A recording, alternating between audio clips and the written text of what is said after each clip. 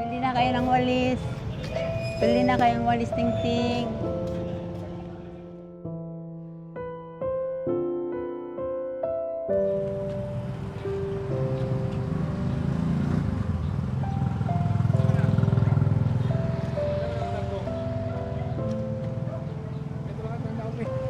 Ako rin, kuha na nanay.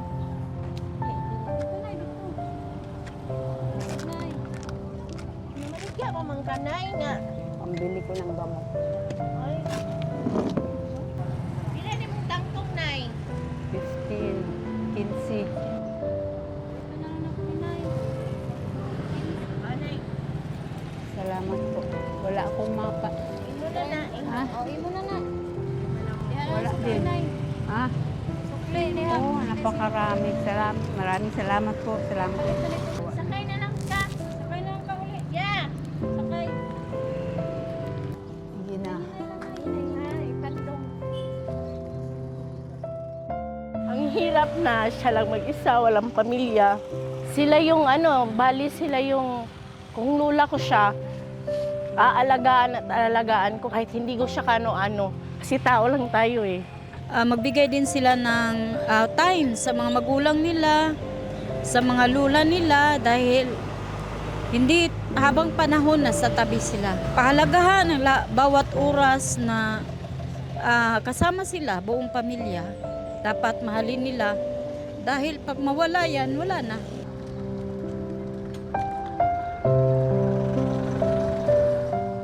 Siya lang pakainin ko. Sige. Ikaw din ay. Hindi na, wala na. 20 lang pera namin.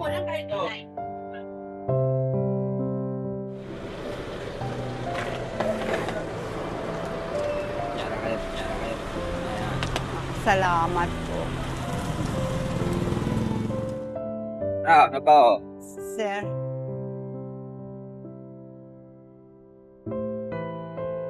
Ibig mo, Rosalula. Basta, minana ba? Makuhaan ko, matandog. Lipay po ta kay, nakatabang sa tuloy katawad, na ginagmayra. Lolo, paano yan? Di ka pa kumakain kanina pang umaga. Okay lang ako, Apo. Ang mahalaga, magkain ka. Touch talaga ako sa kanya dahil matanda na eh. Tapos sabi ng apo, may sakit pa raw. Kung sa hayop nga, naintindihan natin ang pangangailangan ng mga hayop. Naramdaman namin na humihingi sila sa atin ng tulong. Kung nahihirapan sila, tao pa kaya? Wala. Paano kung ikaw ang maganyan? Yun lang. Hindi mo kasi alam, bukas pakalawa, ganun ka rin ni tatang, wala nang makain. Papa, mama ko, mahirap din talaga kami. Kaya naramdaman ko lang talaga yung sa kanya yung naglalakad, nagugutom. Nangyayari din yan sa akin. Bago nagkaroon ng ganito, naramdaman ko talaga. Kasi laging hirap din ako eh.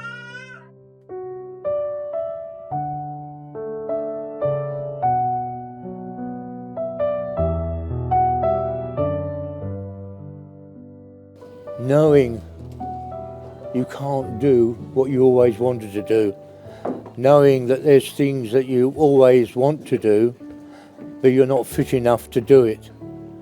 I find it hard to give in to what I want to carry on. I enjoyed my gardening at one time, and I can't do it anymore, and that bugs me.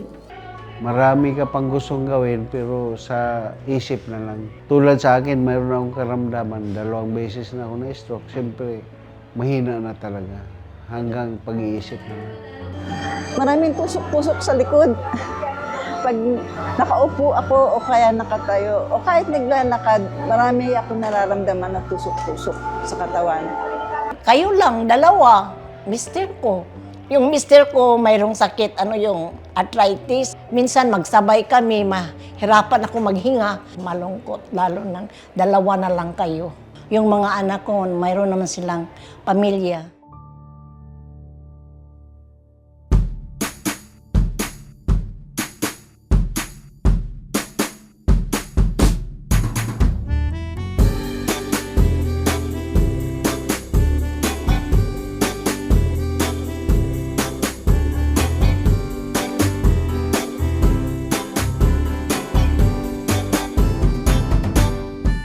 Ang ibabawon kong alaala ay marami. Katulad ng ako yun na nakapagpaano sa doktor, na tanong lahat ang mga problema ko sa aking kalusugan. Masaya talagang pakiramdam. Dako kayo akong ikalipay, kaya nakita ko ang akong mga kapatid nga mga parihan akong mga edad, babae, lalaki, makita ko sila nga malipayon nga nagkiusa kami sa among kalingawan nga karong adlaw ni tabo. Babu na wawaso mawaye gani mahan. Masa mutuma kan sa yami shom maya hade. Wasi yami di manufacture asana wodi aye. Omo wa ha, omo bo ahe. Omo ma ye gani di. Bebe na omo sisi ha ya basha. Nti mama kan sa yami shom. Na asama mo ka chon so omo njina di. Omo fa yami da mama Kenya. No so omo njina yami.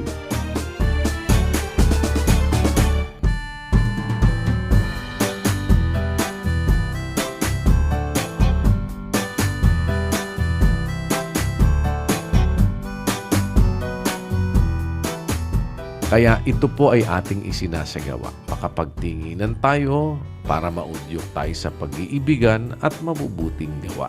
Sa ganitong pagkakatipon na alay natin sa atin pong mga kapatid na mga seniors, kayo po ang sa tulong ng Diyos ay ating ngayong pagsisilbihan at bibigyan ng higit na concentration.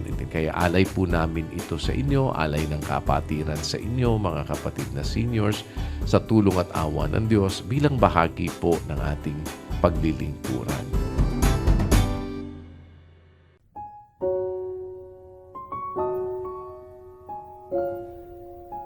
Umibig talaga sa mga matatanda, sa mga magulang. Kasi yun yung pangunahing aral ng Diyos na ibinigay sa atin. Galangin sila, mahalin, sundin yung mga utos nila ng mga tama.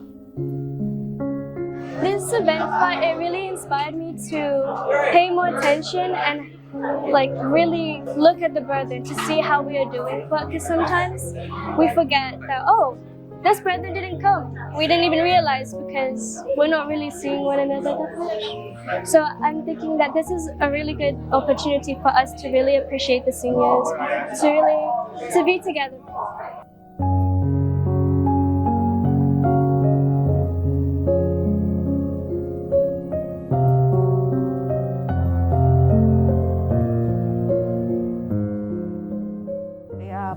Dalangin lamang po natin sa Diyos, nabigyan pa po sila ng kalakasan na maibsan po yung kirot na nararamdaman nila. And nakakatuwa po kung alam lamang po ng mga kabataan na i-ano po nila yung kanilang paglilingkod sa Diyos habang bata pa po sila. Kasi nakikita po natin ang ating mga magulang sa Panginoon, bukod po sa ganon, tuloy-tuloy lamang po sila, bukod po sa kanilang nararamdaman.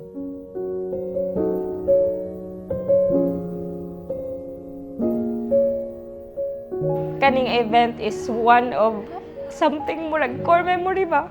Kay kagaina. Gisayaw sila niya. Ma-feel ni mo nga, gusto kayo sila masayaw pero ilang lawas. Mostly sa elders karon dili na gid sila mapansin. Wala na, murag ang uban. Lapas na lang siya. Bisag pagsulod ni mo, may hapon tay, hindi, may hapon brad, wala na. Sa among mga lolog-lola, kasayad mi nga sa among nga generation, nagkulang gid mi sa inyo ha. Wala mo na mo napansin. Giyod nga sakto nga pag-atiman sa inyo ha. oo, ma-provide na mo ang inyong mga ginagmay nga pangadlaw-adlaw nga panginahanglanon. Pero emotionally, wala mi nahatag. Wala mi nakaprovide sa inyo bisag isa man lang kagakos. Tana sa among mga kaedad or sa mas younger pa sa ako. Tagaan na itong panahon nga gakso na ito atong ginikanan na itong mga lolog-lola.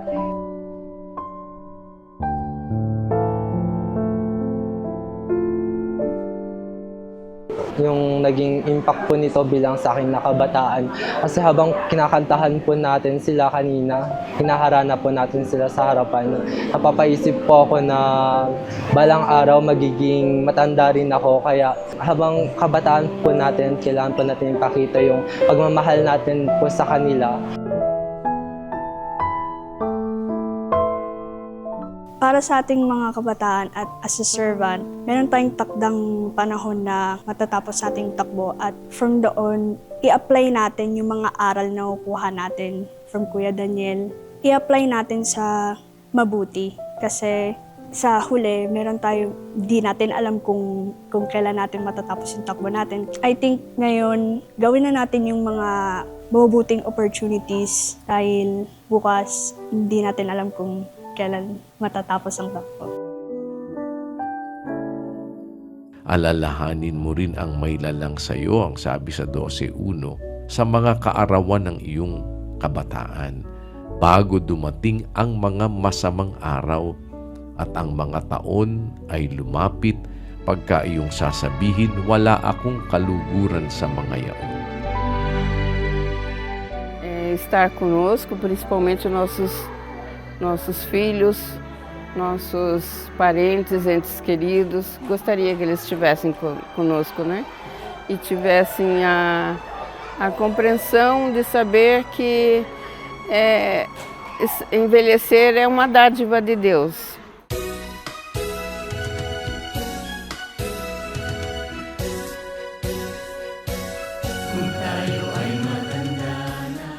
Salamat sa Diyos.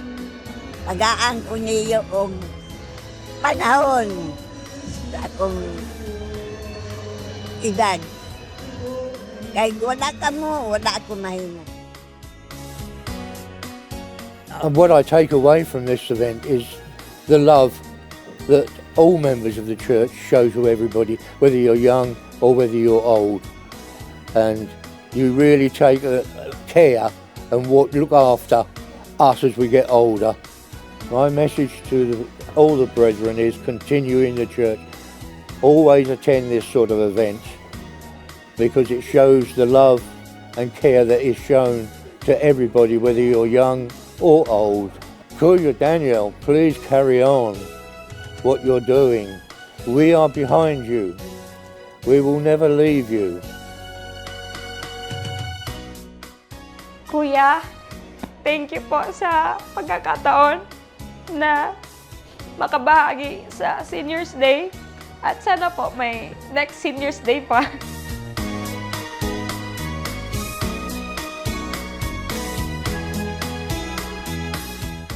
Sa pamamagitan ng pag-ibig ay maglingkuran kayo, na magamit natin ang ating mga kalayaan na mga magkakapatid para tayo po ay sama-sama naman na makapagpakita ng pag-ibig sa ating mga kapatid at lalo na ang atin pong mga kapatid na mga mayroon ng katandaan o nandoon na sa kanilang mga senior years.